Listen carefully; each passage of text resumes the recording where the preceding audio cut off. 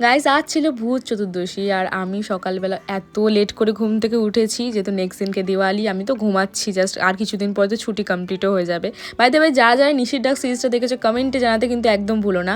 দুপুরে লাঞ্চটা পুরোপুরি মা করেছে, তো এখানে ভেজ বিরিয়ানি করা হয়েছে একদম হালকাভাবে, আমি যেমন চেয়েছিলাম।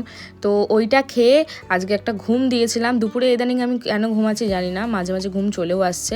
সন্ধ্যেবেলা রেডি হয়ে বেরিয়েছিলাম কিনা আমাদের বাড়ির সামনে যে কালীতলা মাঠ আছে, ওখানে কালীমায়ের মূর্তিটা দেখে আসি। সত্যি কথা বলতে এই দিনটার কথা প্রত্যেক বছর মনে থাকে, যে কালী পুজোর দিনকে ছোটবেলায় আগে যখন কালীতলা মাঠে যেতাম, মেলা বসতো, আর আমাদের তো বাড়ির সামনেই মেলা। তো তখন কোচিং দিয়ে ফেরার পথে আমি অলওয়েজ মেলায় এসে ঘুরে যেতাম, আমি টুকিটাকি কিছু খেয়েও যেতাম। আমার তো ভীষণ ভালো, তো কিছু কিছু মেমোরি আবার হুট করে যেন মাথায় ক্লিক করে ওঠে এইগুলো দেখলে।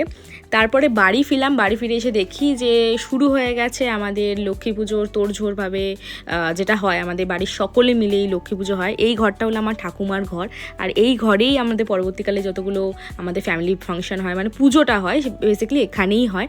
আর এখানে 3 মায়েরা সবাই মিলে গোছগাছানো শুরু করেছে, কারণ কালকেই আমাদের লক্ষ্মী পুজো, কালী পুজোর দিনকে আমাদের লক্ষ্মী পুজো হয়। তো এখানে দেখতে পাচ্ছ একদম নাড়ু বাড়ু তৈরি হয়ে গেছে। তারপর রাত্রিবেলার দিকে কি রাত 2টোর সময় আমরা ছাদে উঠে আমরা ফানুস ওড়ালাম, আর এই ফানুসটা ওড়াতে গিয়ে অবস্থা খারাপ হয়ে গেছিলো। ফানুসটা ছেঁড়া ছিল, আমরা যা হোক করে তাপ্পি দিয়ে এটা ফানুসটাকে ওড়ানোর চেষ্টা করেছিলাম। মানে এখানে ভাইও ছিল, তাছাড়া রিনিও আমার বাড়িতে স্টে করেছিল। তো আমি ভাবলাম যে চলো এই ক্লিপটা তোমাদের শেয়ার করি, এই ফানুসটা ওড়াতে গিয়ে কত স্ট্রাগল হয়েছিল। বাই দ্য ওয়ে, তোমরা কারা কারা বাজি ফাটালে এটা কিন্তু কমেন্টে জানাতে একদম ভুলো না। আমি তো এবছর বাজি ফাটাইনি, মানে বাজি ফাটানো বলতে গেলে ফানুসটাই ওড়ানো, আর কোনো বাজি ফাটাইনি। সো দ্যাটস ইট, দেখা হচ্ছে নেক্সট ভ্লগে খুব তাড়াতাড়ি।